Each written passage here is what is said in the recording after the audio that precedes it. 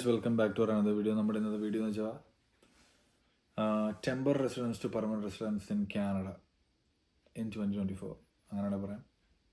അപ്പം ഞാൻ ഈ വീഡിയോ ചെയ്യാനുണ്ടായ മെയിൻ റീസൺ എന്ന് പറഞ്ഞാൽ, ഞാൻ ദീസ് ഡേയ്സ് സോഷ്യൽ മീഡിയയിൽ സ്ഥിരം വരുന്നൊരു കണ്ടൻറ്റാണ്, പല ഇൻഫ്ലുവൻസേഴ്സും ഷെയർ ചെയ്തൊരു കണ്ടൻറ്റാണ് temporary residence to permanent residence. അത് ഉണ്ടാകുമ്പോൾ പെട്ടെന്ന് PR കിട്ടും, എമിഗ്രേഷനെ എല്ലാവരെയും അല്ലെങ്കിൽ പെട്ടെന്ന് കാനഡയിൽ എമിഗ്രേറ്റ് ആവാം എന്നൊക്കെ ഒരു ഹോപ്പ് എല്ലാവരുടെയും മനസ്സിലുണ്ട്. പക്ഷേ ഞാൻ എൻ്റെ ഒപ്പീനിയൻ എന്ന് പറയുമോ നെഗായിരിക്കും. ലൈക്ക് ഇവിടുത്തെ പ്രശ്നം, കാനഡയുടെ മെയിൻ പ്രശ്നം എന്ന് വെച്ചാൽ ഇപ്പോൾ ഓവർ പോപ്പുലേഷനാണ്. അതൊരു സത്യാവസ്ഥയാണ്. അത് അവർ അനൗൺസ് ചെയ്തു, ലൈക്ക് അവരുടെ പോപ്പുലേഷൻ 7.2% ടെമ്പർ റെസിഡൻസ് ആണ്. അപ്പോൾ 7.2% കുറച്ച് അവർക്ക് 5% ആക്കണം എന്നെല്ലാം ഇവർ അനൗൺസ് ചെയ്തു. മാർക്ക് മില്ലർ അങ്ങനെ അനൗൺസ് ചെയ്യുന്നതിൻ്റെ കൂടെ പറഞ്ഞൊരു കാര്യമാണ്. അപ്പോൾ അതിന് വേണ്ടിയിട്ട് ബെസ്റ്റ് ഓപ്ഷൻ എന്ന് പറഞ്ഞു കഴിഞ്ഞാൽ ഈ ടെമ്പർ റെസിഡൻസിൽ നിൽക്കുന്നവരെ പെർമനന്റ് റെസിഡൻസിനകത്തോട്ട് കൺവേർട്ട് ചെയ്യുക, എന്നിട്ട് നമ്പേഴ്സ് കുറയ്ക്കുക. അപ്പോൾ അതിന് എന്തെങ്കിലും ഒരു പ്രോഗ്രാം കൊണ്ടുവരിക എന്ന് പുള്ളി പറഞ്ഞു. പക്ഷേ പുള്ളിക്കാരൻ പറഞ്ഞിട്ടില്ല ഈ പ്രോഗ്രാം അല്ലെങ്കിൽ കൊണ്ടുവരാൻ പോകുന്ന പരിപാടി TR to PR ആണ്. TR to PR ആയിരിക്കാം എന്ന് അസ്യൂം ചെയ്ത് ഒരുപാട് പേര് അങ്ങ് അസ്യൂം ചെയ്തിട്ട് ഷെയർ ചെയ്തതാണ്. പുള്ളിക്കാരൻ ഒരു രീതിയിലും വ്യക്തമായി പറഞ്ഞില്ല. TR to PR എന്ന് പറഞ്ഞാൽ temporary residence to permanent residence എന്ന് പറയുന്ന എന്ത് പ്രോഗ്രാമിനെ വേണമെങ്കിൽ വിളിക്കാം. ഇല്ലെങ്കിൽ 2021 വന്ന് TR to PR പ്രോഗ്രാമായിട്ട് കൺസിഡർ ചെയ്യാം. 2021 വന്ന TR to PR പ്രോഗ്രാം ആയിരുന്നെങ്കിൽ പഠിച്ചു കഴിഞ്ഞാൽ മാത്രം മതി, എക്സ്പീരിയൻസ് വേണ്ടായിരുന്നു. പക്ഷേ ആ പ്രോഗ്രാം ഞാൻ ഇവാലുവേറ്റ് ചെയ്യുമ്പം അതിൽ ഒരുപാട് പോരായ്മകളുണ്ട്.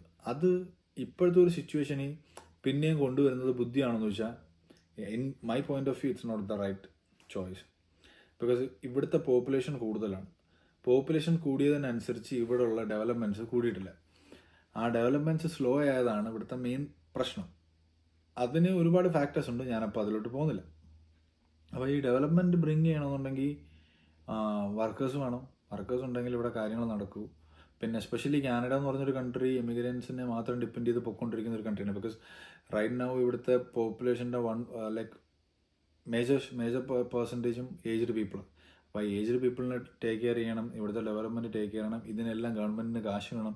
ഈ കാശ് വരുന്നത് എവിടുന്നാന്ന് വെച്ചാൽ യങ് പീപ്പിൾ വർക്ക് ചെയ്തിട്ട് അല്ലെങ്കിൽ വർക്ക് ഫോഴ്സ് വർക്ക് ചെയ്തിട്ട് പേ ചെയ്യുന്ന ടാക്സിൽ നിന്നാണ് പൈസ വരുന്നത്. സോ അങ്ങനെ ചിന്തിക്കുമ്പോൾ ഇവിടെ അവർക്ക് ആളെ വേണം. ആളില്ലാതെ പരിപാടി നടക്കത്തില്ല. പെർമനൻ്റ് ആയിട്ടുള്ള ആളുകളെ തന്നെ വേണം. അപ്പോൾ അതിന് അവർ പ്രോഗ്രാം നോക്കുമ്പോൾ അവർക്ക് പക്ഷേ അവരുടെ ലേബർ മാർക്കറ്റിൻ്റെ നീഡ്സ് മീറ്റ് ചെയ്തത് കൊണ്ട് തന്നെ ആളുകളെ വേണം. അതുകൊണ്ടാണ് അവർ കാറ്റഗറി ബേസ്ഡ് എക്സ്പ്രസൻറ്റിനെ അഴിച്ചു പണിഞ്ഞ് കാറ്റഗറി ബേസ്ഡ് ഡ്രോ ആക്കിയത്. അപ്പം കാറ്റഗറി ബേസ്ഡ് ഡ്രോ ആക്കി അതിൽ ഒരുപാട് വ്യത്യാസം വന്നപ്പോഴത്തേക്ക് ആളുകൾക്ക് ബുദ്ധിമുട്ടായി തുടങ്ങി. കട്ട് ഓഫ് സ്കോർ കുറയുന്നില്ല, ജനറൽ ഡ്രോസ് വരുന്നില്ല. അപ്പോൾ അങ്ങനെയൊക്കെ വരുമ്പോഴത്തേക്കും സിംപിളി ഒരു TR to PR എന്ന് പറഞ്ഞൊരു പ്രോഗ്രാം കാനഡ അനൗൺസ് ചെയ്യുമെന്ന് എനിക്ക് തോന്നുന്നില്ല. മേ ബി എൻ്റെ ലോജിക്കിന് അത് ശരിയെന്ന് തോന്നുന്നില്ല. മേ ബി അതിൻ്റെ കുഴപ്പമായിരിക്കാം, പക്ഷേ എനിക്കറിയത്തില്ല. എൻ്റെ ഒരു വ്യൂ ആണ് ഞാൻ ഈ വീഡിയോയിൽ ഷെയർ ചെയ്യുന്നത്. അതുകൊണ്ട് സിംപിളി ഒരു TR to PR പ്രോഗ്രാം ഇവിടെ വരുമെന്ന് എനിക്ക് ഒരു രീതിയിലും തോന്നുന്നില്ല. അവിടെ എന്തെങ്കിലുമൊക്കെ നിബന്ധനകൾ കാണും. അപ്പോൾ ആ നിബന്ധനകൾ മീറ്റ് ചെയ്യുന്ന അല്ലെങ്കിൽ ഇവരുടെ വർക്ക് ഫോഴ്സ് റിലേറ്റബിൾ ആയിട്ട് ഏതെങ്കിലും രീതിയിൽ അവരുടെ കനേഡിയൻ വർക്ക് ഫോഴ്സിന് ഗുണം ചെയ്യുന്ന രീതിയിലുള്ള എന്തെങ്കിലും ഒരു ലൈക്ക് പ്രോഗ്രാം ആയിരിക്കും. ഫോർ എക്സാമ്പിൾ ലൈക്ക് ഇത്ര ഹെൽത്ത് കെയർ പീപ്പിളിനെ ഡയറക്റ്റ് TR ചെയ്യുന്ന പെർമനന്റ് റെസിഡൻസിനകത്തോട് കൺവേർട്ട് ചെയ്യുമായിരിക്കും. അല്ലെങ്കിൽ ചിലപ്പം ട്രേഡ്. കാര്യം ഈ രണ്ട് സംഭവങ്ങളാണ് ഇവിടെ അത്യാവശ്യം ആളുകൾ വേണ്ടത്. അതിന് കൺസ്ട്രക്ഷൻ, ഇലക്ട്രിക്കൽ, പ്ലംബിങ്, വെൽഡിങ് ഇങ്ങനെയുള്ള ഓരോ ട്രേഡ് ജോലികളിലുള്ളവർക്ക് ഗവൺമെൻറ്റിന് അത്യാവശ്യം കിട്ടിക്കഴിഞ്ഞാൽ മാത്രമേ ഇവിടുത്തെ കാര്യങ്ങൾ നടക്കൂ. അതേപോലെ ഹെൽത്ത് കെയർ ഇവിടെ ഭയങ്കര മോശമാണ്, അതിന് ആൾ കുറവാണ്. അപ്പോൾ ഹെൽത്ത് കെയറിൻ്റെ വർക്ക് ഫോഴ്സ് ഇമ്പ്രൂവ് ചെയ്ത് കഴിഞ്ഞാൽ മാത്രമേ ഹെൽത്ത് കെയറും അവർക്ക് മെയിൻറ്റെയിൻ ചെയ്യാൻ പറ്റൂ. സോ അങ്ങനെ ഇവർക്ക് വേണ്ടുന്ന കാറ്റഗറിയിലുള്ള ആളുകൾക്ക് ചിലപ്പോൾ ഒരു temporary residence to permanent residence programme എല്ലാം ലോഞ്ച് ചെയ്തേക്കാം. അതുപോലെ തന്നെ വേറൊരു കാര്യമാണ്, കാനഡയുടെ പോപ്പുലേഷൻസ് എല്ലാം ലൈക്ക് അടിഞ്ഞു കിടക്കുക. ലൈക്ക് എങ്ങനെയാണെന്ന് വെച്ച് കഴിഞ്ഞാൽ ഒണ്ടാരിയോ വലിയ പ്രൊവിൻസാണ്. അപ്പോൾ ഒണ്ടാരിയോയിൽ ഉള്ള മേജർ പെർസെൻറ്റേജ് ഓഫ് പീപ്പിളും എങ്ങനെയാണെന്ന് വെച്ച് കഴിഞ്ഞാൽ GTA. ബിക്കോസ് അവിടെയാണ് കൂടുതൽ ഡെവലപ്മെൻ്റ് ഉള്ളത്, അവിടെയാണ് കൂടുതൽ ഓപ്പർച്യൂണിറ്റീസ് ഉള്ളത്. അതുകൊണ്ട് ആളുകളെല്ലാം അവിടെയാണ് ജോലി ചെയ്യുന്നത്. പക്ഷേ ഒണ്ടാരിയോ എന്ന് പറഞ്ഞാൽ വലിയൊരു പ്രൊവിൻസാണ്. അപ്പോൾ മറ്റ് സ്ഥലങ്ങളിൽ ജോലി ചെയ്യാൻ ആളുകൾ കുറവാണ്, പക്ഷെ അവിടെ ജോബ് ഓപ്പർച്യൂണിറ്റീസ് കുറവാണ്. സോ അവർക്ക് അങ്ങോട്ടത്തേക്കൊക്കെ ആളുകളെ വേണം, അങ്ങോട്ടത്തേക്ക് ആളുകളെ സ്പ്രെഡ് ചെയ്യിക്കണം, എങ്കിലേ ഈ ഹൗസിംഗ് ക്രൈസിസ് അങ്ങനെയുള്ള തുടങ്ങിയ പ്രശ്നങ്ങളെല്ലാം കുറയ്ക്കാൻ പറ്റും. കാര്യം എല്ലാവരും വന്ന് ഒരിടത്ത് നിൽക്കുമ്പോൾ അവിടെ അതിനു വേണ്ടിയുള്ള ഇൻഫ്രാസ്ട്രക്ചർ ഇല്ലെങ്കിൽ അവിടെ പ്രശ്നങ്ങളുണ്ടാകും. അതാണ് ഇപ്പം കൺട്രി ഫേസ് ചെയ്തുകൊണ്ടിരിക്കുന്നത്. മേ ബി ചിലപ്പോൾ അങ്ങനെ എന്തെങ്കിലും ഒരു പ്രോഗ്രാം കൂടി ചിലപ്പോൾ ഇവർ അനൗൺസ് ചെയ്തേക്കാം. പക്ഷേ ബ്ലൈൻഡ്ലി ഒരു temporary residence to permanent residence എന്ന് പറഞ്ഞൊരു പ്രോഗ്രാം വരും, PR കിട്ടും, എല്ലാവർക്കും കിട്ടും എന്നുള്ള തെറ്റിദ്ധാരണയൊക്കെ വളരെ പൊട്ടത്തരമാണ്. അങ്ങനെ ഒരു പരിപാടി ഇല്ല. അങ്ങനെ ആയിരുന്നുണ്ടെങ്കിൽ ചുമ്മാ ഒരു temporary residence to permanent residence programme ആക്കാം, എന്നിട്ട് എല്ലാവരെയും എടുക്കാം. പിന്നെ വേറൊരു കാര്യം എന്ന് വെച്ച് കഴിഞ്ഞാൽ 5 ലക്ഷം പേരെയാണ് ഒരു വർഷം ഇവർ എടുക്കാൻ ഉദ്ദേശിക്കുന്ന അറിവുണ്ട്. ആ 5 ലക്ഷം പേരിൽ പിന്നെ അങ്ങനെ ഒരു 3 വർഷത്തേക്കുള്ളത് ഇവർ ഓൾറെഡി പ്ലാൻ ഇവർ പറഞ്ഞു. അങ്ങനെ 15 ലക്ഷം പേര് എടുക്കും. ടോട്ടൽ പോപ്പുലേഷൻ്റെ 7.2% ആണ് കറൻ്റ്ലി ഉള്ള ടെമ്പർ റെസിഡൻസ്. എന്ന് വെച്ച് കഴിഞ്ഞാൽ അതൊരു 28 ലക്ഷം പേര് വരും. ആ 28 ലക്ഷം പേരെ അപ്പം ഈ 15 ലക്ഷം കോട്ടയുള്ളപ്പോൾ എങ്ങനെ ഈ 28 ലക്ഷം പേരെ ഇതിനകത്ത് അക്കോമഡേറ്റ് ചെയ്യാൻ പറ്റും? പറ്റില്ല. അപ്പം അപ്പോൾ അവർക്ക് ഇവിടുന്ന് കുറച്ച് ആളുകൾ പോകണം എന്ന് നല്ലൊരു ആഗ്രഹമുണ്ട്. ബിക്കോസ് ഇവിടുത്തെ കമ്മ്യൂണിറ്റിക്ക് ഹെൽപ്പബിൾ അല്ലാത്ത അല്ലെങ്കിൽ ഹെൽപ്പ് ചെയ്യാൻ പറ്റാത്ത ആളുകളൊക്കെ ഇവിടുന്ന് തിരിച്ചു പോകണമെന്ന് കൺട്രി സത്യം പറഞ്ഞാൽ ആഗ്രഹിക്കുന്നുണ്ട്.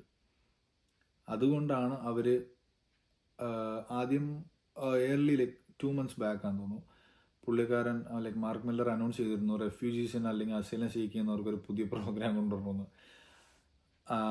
എന്നിട്ട് അങ്ങനൊരു പ്രോഗ്രാം കൊണ്ടുവരാമെന്ന് ഇവർ ആദ്യം പ്ലാൻ ചെയ്തു. പക്ഷേ അങ്ങനെ ഒരു പ്രോഗ്രാം കൊണ്ടുവരാൻ എന്ന് പറഞ്ഞപ്പോൾ തന്നെ ഇഷ്ടംപോലെ വർക്ക് പെർമിറ്റ് എക്സ്പയർ ആകാൻ പോകുന്ന ആളുകൾ പോയി അസൈലം സീക്കാൻ പോയി. അപ്പോൾ അങ്ങനെ വന്നപ്പം നല്ലൊരു നമ്പർ ഓഫ് ആളുകളുടെ ഡേറ്റ അവർക്ക് കളക്ട് ചെയ്യാൻ പറ്റി അസൈലം സീക്കുന്നത്. അപ്പോൾ അതിൽ നിന്ന് അവർക്ക് മനസ്സിലായി കുറേ പേര് തിരിച്ചു പോകാൻ ഉദ്ദേശമില്ല. അപ്പം അസൈലം സീക്ക് ചെയ്യുന്നവരെ ഡീപ്പോർട്ട് ചെയ്യുക എന്നുള്ളൊരു കൺക്ലൂഷനിലാണ് ഇപ്പോൾ എത്തിയേക്കുന്നത്. കാര്യം ഫേക്ക് അസൈലം സീക്കിങ്. സോ അവർക്ക് അതവർ റീസെൻ്റ്ലി അനൗൺസും ചെയ്തു, അസൈലം സീക്കുന്ന ആളുകളെ എത്രയും പെട്ടെന്ന് ഡീപ്പോർട്ട് ചെയ്യണം. അവർക്ക് അങ്ങനെ ആളുകളെ അപ്പം വേണ്ടാത്ത ആളുകളെ എല്ലാവരും എടുത്ത് കളഞ്ഞിട്ട് വേണ്ടുന്ന ആളുകളെ മാത്രം എടുക്കാൻ ആണ് അവരുദ്ദേശിക്കുന്നത്. പിന്നെ നമുക്കൊരു ഹോപ്പ് വേണ്ടെന്ന് പറയുന്നില്ല, പക്ഷേ ഹോപ്പിൽ ഓവർ ഹോപ്പായി കഴിഞ്ഞാലും പ്രശ്നമാണ്. കാര്യം ഞാൻ ഒരുപാട് പേരോട് സംസാരിച്ചു. അപ്പോൾ അവരൊക്കെ ഒരു 6 months മുന്നേ അല്ലെങ്കിൽ ഞാനൊരു ഡിസംബർ നവംബർ ടൈമിലൊക്കെ പല ഫ്രണ്ട്സിൻ്റെ വീട്ടിലൊക്കെ പോകുമ്പോഴും എല്ലാം ഞാൻ സംസാരിക്കുമ്പോൾ PR എങ്ങനെയാണ് പ്ലാൻ എന്ന് ചോദിക്കുമ്പോൾ എല്ലാവരും ഹോപ്പ്ഫുള്ളി പറയുന്നൊരു കാര്യമായിരുന്നു, PR എന്തായാലും കിട്ടും, വർക്ക് പെർമിറ്റ് എക്സ്റ്റെൻഡ് ചെയ്യും എന്നൊക്കെ പറഞ്ഞിരുന്നു. പക്ഷേ അയാൾ ഡിസംബർ ടൈമിൽ തന്നെ അനൗൺസ് ചെയ്തു ഇനി November work permit extension announce ചെയ്തിരുന്നു. സോ അപ്പം ആ ഹോപ്പ് പോയി. പിന്നെ കുറേ പേര് ഫേക്ക് എക്സ്റ്റൻഷൻ അപ്ലൈ ചെയ്യും, അപ്പോൾ കുറച്ച് ടൈം കിട്ടും, ആ ടൈം ഇവിടെ നിന്ന് ജോലി ചെയ്യാം എന്നൊക്കെ പ്ലാൻ ഇട്ടു. പക്ഷേ എന്നാൽ പോലും അതും വർക്കൗട്ടായില്ല. കാര്യം ഇപ്പം ഫേക്ക് എക്സ്റ്റൻഷൻ ഇടുന്നത് മിസ്റെപ്രസെൻറ്റേഷൻ ആയിട്ടും കൺസിഡർ ചെയ്യുന്നുണ്ട്, പിന്നെ പെട്ടെന്ന് തന്നെ റിപ്ലൈയും വരുന്നുണ്ട്. സോ ആ പരിപാടി നടക്കില്ല. ഫൈനലി അപ്പം PR ഈസി ആണെന്ന് വെച്ചാൽ PR is not easy right now. കാനഡയിൽ ഈസി ആയിരുന്നൊരു കാര്യമാണ്, പക്ഷേ ഇത്രയും പോപ്പുലേഷൻ വന്നപ്പോഴും PR ഇനി ഈസി അല്ല. ബിക്കോസ് ജനറൽ ഡ്രോ ഒക്കെ വരുന്നതിന് സ്കോർ എന്ന് പറഞ്ഞാൽ 529 ലാസ്റ്റ് ഡ്രോ വന്നത്, അതും 3 weeks മുന്നേ. അവർ പ്രോപ്പറായിട്ട് വിളിക്കുന്നില്ല, പിന്നെ അവർ ഇൻവൈറ്റ് ചെയ്യാത്തതുകൊണ്ട് ആളുകളുടെ വർക്ക് പെർമിറ്റ് തീരുന്നതുകൊണ്ട് ആളുകൾ ഇവിടുന്ന് വിസിറ്റർ സ്റ്റാറ്റസിലോട്ട് മാറേണ്ടി വരുന്നു. വിസിറ്റർ സ്റ്റാറ്റസിൽ നിന്ന് പിന്നെ ആളുകൾ തിരിച്ചു പോകേണ്ട അവസ്ഥ വരുന്നു. സോ അങ്ങനെയൊക്കെ പ്രശ്നങ്ങളുണ്ടായതുകൊണ്ട് TR to PR എന്ന് പറഞ്ഞൊരു സിമ്പിൾ പ്രോഗ്രാം കൊണ്ടുവന്നിട്ട് നമ്മളെ ഹയർ ചെയ്യും എന്നൊരു ഹോപ്പിൽ ആരും ഇരിക്കരുത്. അങ്ങനെ ആരെങ്കിലും പറയുന്നുണ്ടെങ്കിൽ അത് ചാൻസസ് കുറവാണ്. ബിക്കോസ് TR to PR എന്ന് പറഞ്ഞാൽ ഈവൻ ഒരു പ്രോഗ്രാം അനൗൺസ് ചെയ്താൽ പോലും അതിന് നല്ല രീതിയിൽ ക്രൈറ്റീരിയസ് കാണണം. നമ്മൾ കാനഡ എന്ന് പറഞ്ഞൊരു കൺട്രിയുടെ സൈഡിൽ നോക്കുമ്പം അവർക്ക് ഇപ്പോൾ പോപ്പുലേഷൻ കുറയ്ക്കണം, എങ്കിൽ അവരുടെ കുറേ പ്രശ്നങ്ങൾ തീരും.